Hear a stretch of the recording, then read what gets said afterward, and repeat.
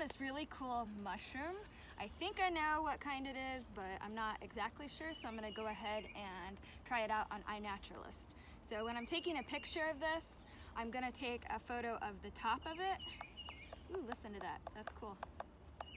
And then I'm also going to take a picture of the underside of it. So with mushrooms, mushrooms are either porous, like little tiny breathing holes, or they have gills, like fish gills. So I'm gonna try to do that, and the easiest way for me is I'm gonna put it on selfie mode, just like I'm gonna take my own photo, and then I'm gonna put my camera right there. And so now I can see the underside of this mushroom, and it is porous.